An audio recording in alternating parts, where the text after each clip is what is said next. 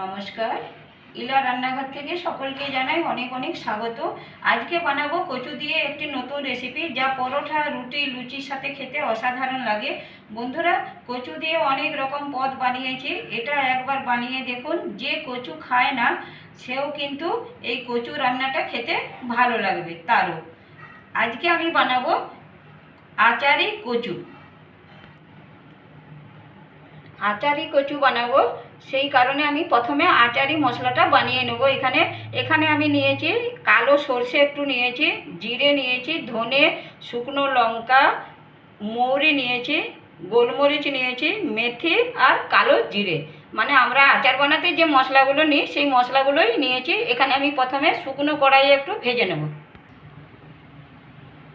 কড়াইটা গরম করে নিয়েছি। এবার আমি এগুলো সব মশলাগুলো কড়াইয়ে দিয়ে এবার আমি একটু হালকা ভেজে নেব।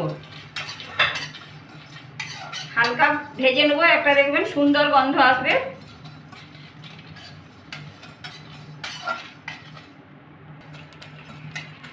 আমি কিন্তু মশলাগুলোকে ভেজে নিয়েছি, একটা সুন্দর গন্ধ বেরোচ্ছে।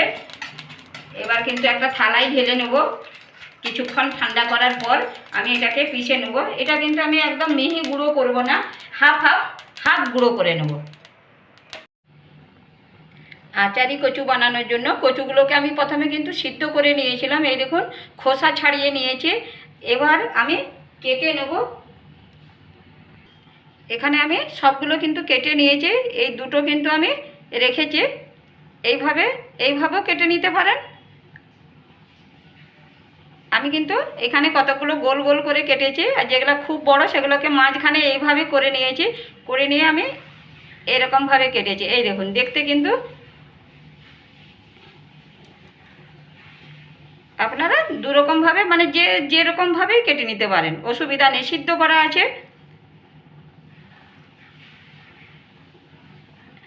আমার কিন্তু সব কচুগুলো কেটে নিলাম। এবার আমি গ্যাসের উপর কড়াই বসিয়ে নিয়েছি। এবার এখানে দেব আমি সরষের তেল। এখানে আমি বড় চামচে 3 চামচ নিয়েছি সরষের তেল। তেলটাকে গরম হলে দেব হিং, দেব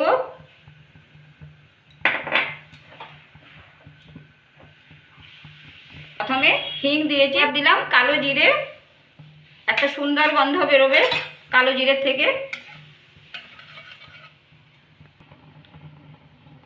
এবার আমি ছোট ছোট করে রসুন কেটে রেখেছি, 6 থেকে 7টা কোয়া, আর কাঁচা লঙ্কা দুটো কুচি কুচি করে কেটে নিয়েছি।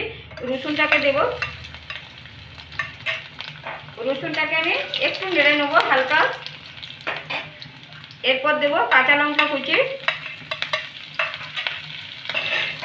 এবার রসুন আর কাঁচা লঙ্কাটাকে আমি 2 মিনিটের মতন একটু ভেজে নেব।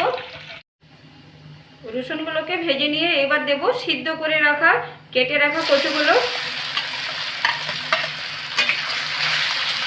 আমি তেলের সাথে ভালো করে নেড়ে নেব কচুগুলোকে।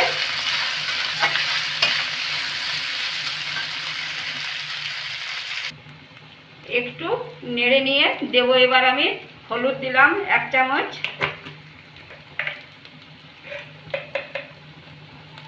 স্বাদ অনুসারে নুন দিলাম,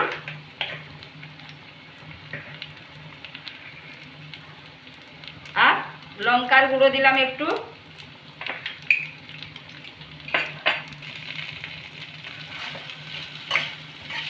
মশলাগুলোকে একটু আমি কচুর সাথে মিশিয়ে নিলাম। এবার আমি আচারি মশলাটা বানিয়েছিলাম, ওই আচারি মশলাটা দিলাম। আচারি মশলাটা কিন্তু বন্ধুরা আমি কিন্তু একদম মিহি করে গুঁড়ো করি না, হাফ করে গুঁড়ো করে নিয়েছি।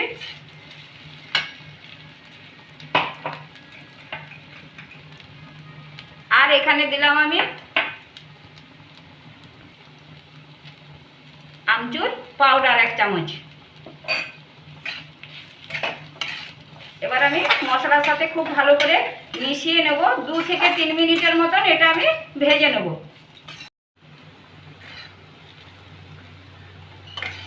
2 থেকে 3 মিনিটের মতন ভেজে নিয়েছি। আমার কিন্তু এখানে তৈরি হয়ে গেছে চটপটা আচারি কচুর রেসিপি। এবার কিন্তু আমি নামিয়ে নেব। আপনাদের এই চটপটা আচারি কচুর রেসিপি কেমন লেগেছে বন্ধুরা কমেন্ট করে জানাতে ভুলবেন না। লাইক, শেয়ার আর চ্যানেলটিকে সাবস্ক্রাইব করে পাশে থাকার অনুরোধ রইল। আজ এই পর্যন্তই, ধন্যবাদ।